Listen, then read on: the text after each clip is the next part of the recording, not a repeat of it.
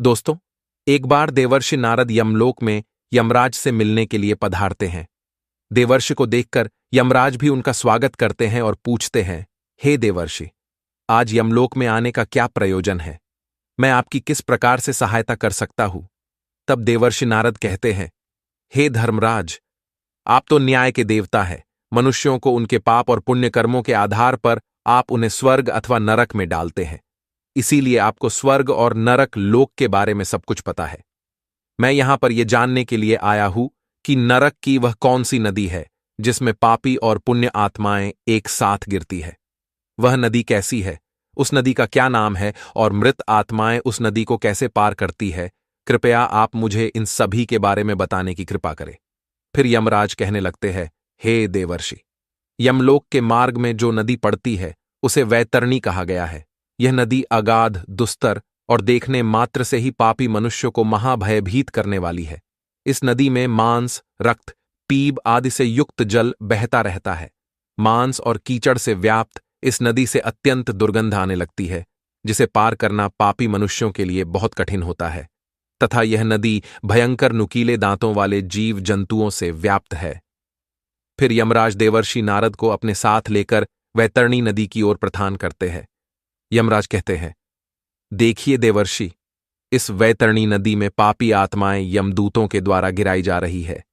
पापी मनुष्य इस नदी को देखकर भयभीत हो जाते हैं, थर थर कांपने लगते हैं।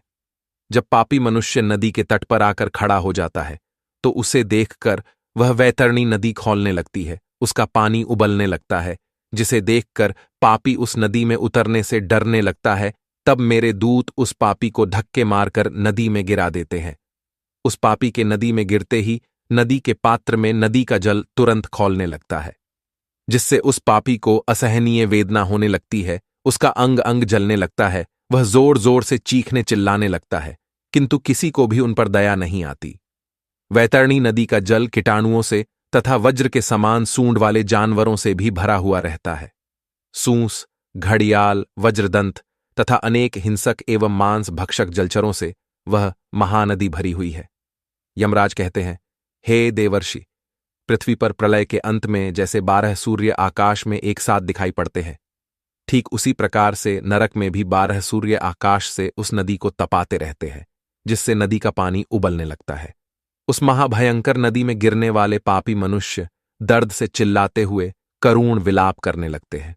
उनके मुख से बार बार अपने परिवार के लोगों का नाम पुकारा जाता है, किंतु उनकी मदद के लिए वहां कोई नहीं आता है। दुष्ट और पापी लोगों की गति ऐसी ही होती है। वे सभी पापी मनुष्य वैतरणी नदी में इधर उधर भागने लगते हैं।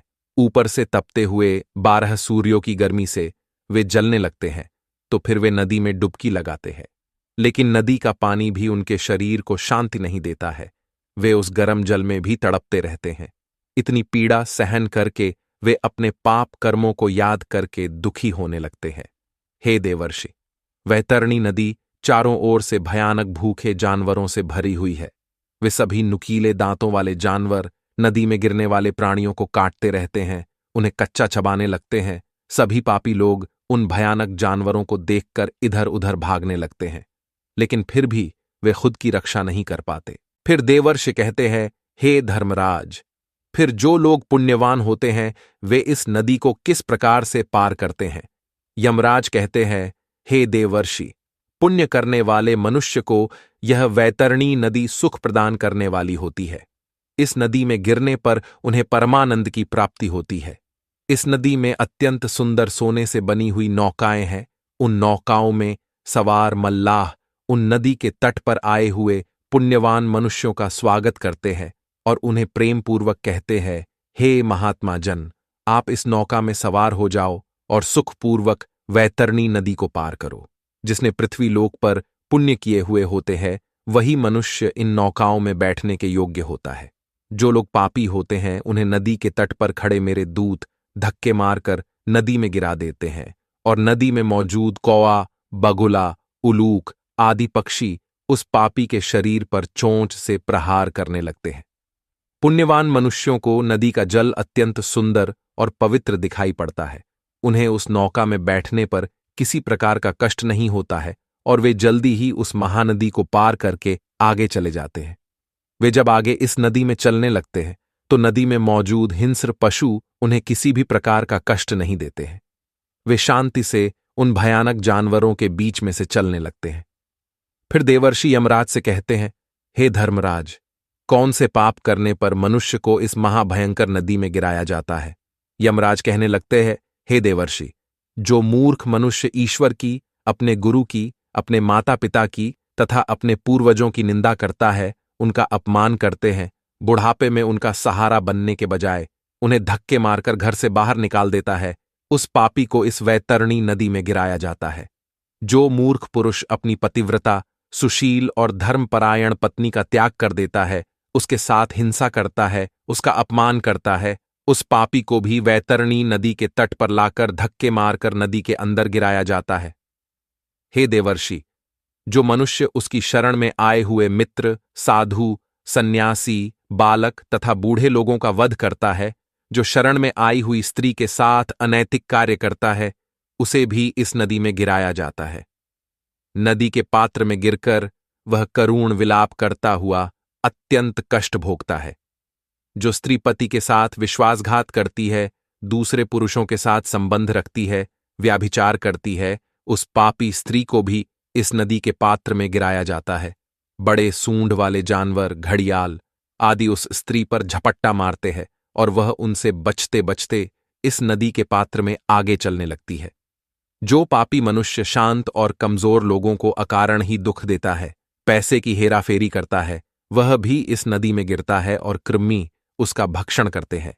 जो मनुष्य पूज्य जनों तथा गुरुजनों को वचन देता है और बाद में उस वचन का पालन नहीं करता है, मैंने ऐसा वचन दिया ही नहीं, ऐसा कहकर झूठ बोलता है, तो उसका भी वास इसी नदी में होता है और विषैले सर्प उसे डसने लगते हैं। जो दूसरों के घर में आग लगाता है, दूसरों का काम धंधा बर्बाद करता है, दूसरों को विष पिलाता है, झूठी गवाही देता है, शराब का सेवन करता है, यज्ञ आदि धार्मिक कार्यों में विघ्न डालता है तथा गुरु की पत्नी के साथ गमन करता है, उसे भी इस मांस के कीचड़ से व्याप्त नदी में गिराया जाता है। जो पापी मनुष्य दूसरों को वस्तु भेंट करके फिर से उसे चुरा लेता है, जो सेतु अर्थात नदी पर बनाए हुए पुल को तोड़ता है, दूसरों की पत्नी के साथ भोग विलास करता है, गायों को पानी पीने के लिए बनाई हुई बावली को तोड़ता है तथा छोटी कन्याओं के साथ बलात्कार करता है, उसे भी धक्के मारकर इस नदी में गिराया जाता है। नदी में स्थित जानवर उसका मांस नोच नोच कर खाने लगते हैं। जो भी मनुष्य दान नहीं करता, दान देकर बाद में पश्चाताप करता है, मांस का भक्षण करता है, गायों को मारता है, वह भी इसी नदी में गिरता है। अहंकारी, दूसरों की झूठी प्रशंसा करने वाला, गर्भपात करने वाला भी इसी नदी में गिराया जाता है। इतना सुनकर देवर्षि नारद आश्चर्यचकित हो जाते हैं और यमराज से कहते हैं, हे धर्मराज, इस महाभयंकर नदी का वर्णन सुनकर तो मेरे रोंगटे खड़े हो गए हैं, किंतु हे धर्मराज, मैंने सुना है कि नरक में एक और नदी भी है जो बहुत ही सुंदर और पवित्र है, कृपया आप उसका भी वर्णन करें।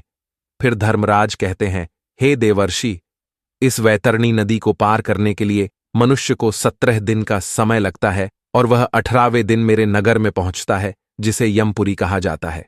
इस नगर के पास पुष्पभद्रा नाम की नदी प्रवाहित होती है। अब मैं आपको इस नदी का वर्णन सुनाता हूं। पुष्पभद्रा नाम की जो नदी है, उसका जल अत्यंत शीतल और सौम्य होता है। जब सभी आत्माएं इस नदी के तट पर आती है तो वे उस शुद्ध और पवित्र जल का पान करते हैं और आगे बढ़ते हैं। नदी के चारों ओर अत्यंत सुंदर वृक्ष और फूलों से सजे हुए पौधे होते हैं। पुण्य आत्माओं के ऊपर फूलों की वर्षा होती है और वे आनंदपूर्वक उस नदी में विहार करते हैं। वहां पर मौजूद स्वादिष्ट फलों का वे आनंद लेते हैं। उस नदी के तट पर एक अत्यंत सुंदर वट वृक्ष है, जहां पर सभी आत्माएं विश्राम करती हैं, किंतु यम के दूत पापी आत्माओं को वहां पर विश्राम करने नहीं देते हैं। धक्के मारते हुए आगे चलने के लिए कहते हैं। उस प्राणी के पुत्रों के द्वारा जो भी मासिक पिंडदान किया हुआ होता है, उसे वह इस स्थान पर प्राप्त होता है और वह उसे खाकर आगे बढ़ता है। फिर देवर्षि कहते हैं, हे यमराज, वैतरणी नदी के ताप से बचने के लिए मनुष्य को कौन से कार्य करने चाहिए?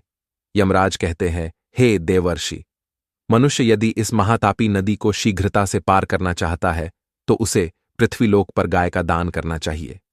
लाल अथवा काले रंग की शुभ लक्षणों वाली गाय का नाम वैतरणी रखना चाहिए और उस गाय का दान करना चाहिए। जो मनुष्य पृथ्वीलोक पर गाय का दान करता है वह यमलोक में गाय की पूंछ पकड़कर वैतरणी नदी को पार कर लेता है। गाय का दान करते समय कहना चाहिए, हे द्विज श्रेष्ठ, महाभयंकर वैतरणी नदी के बारे में जानकर मैं उसको पार करने की अभिलाषा से यह वैतरणी नाम की गाय आपको दान में दे रहा हूं। फिर गाय की पूंछ को हाथ में लेकर इस प्रकार से बोलना चाहिए, धेनुके त्वम प्रतीक्षस्व यम द्वारे महाभय उत्तारणाय देवेशी वैतरण्यय नमोस्तुते। इस प्रकार से मंत्र बोलकर गाय का दान करने से गौ माता प्रसन्न होती है और वह मनुष्य यमलोक में सद्गति को प्राप्त करता है। वह वैतरणी नदी को आसानी से पार कर लेता है। जो व्यक्ति इस पृथ्वी पर गाय का दान देता है वह अपने समस्त अभीष्ट को सिद्ध कर लेता है। सुकर्म के प्रभाव से प्राणी को ऐहिक और पारलौकिक सुख की प्राप्ति होती है। स्वस्थ जीवन में गोदान देने से 1000 गुना एवं रोगग्रस्त जीवन में 100 गुना लाभ निश्चित है। मरे हुए प्राणी के कल्याणार्थ जितना दान दिया जाता है उतना ही उसका पुण्य है। अतः मनुष्य को अपने हाथ से ही दान देना चाहिए। मृत्यु होने के बाद कौन किसके लिए दान देगा? दान धर्म से रहित कृपणतापूर्वक जीवन जीने से क्या लाभ? इस नश्वर शरीर से स्थिर कर्म करना चाहिए। आत्मा अतिथि है और वह एक न एक दिन इस शरीर का त्याग करके चली जाएगी। इसीलिए बिना लोभ किए मनुष्य को दान अवश्य करना चाहिए। इस प्रकार से यमराज ने देवर्षि नारद को यमलोक की वैतरणी और पुष्पभद्रा नदी का वर्णन किया है। उम्मीद है आपको यह जानकारी अच्छी लगी होगी। वीडियो को लाइक जरूर करें और कमेंट में जय श्री कृष्ण अवश्य लिखें। साथ ही चैनल को सब्सक्राइब करें ताकि ऐसी ही आध्यात्मिक जानकारी आपको प्राप्त होती रहे। आज की प्रस्तुति में बस इतना ही। आप सभी का धन्यवाद।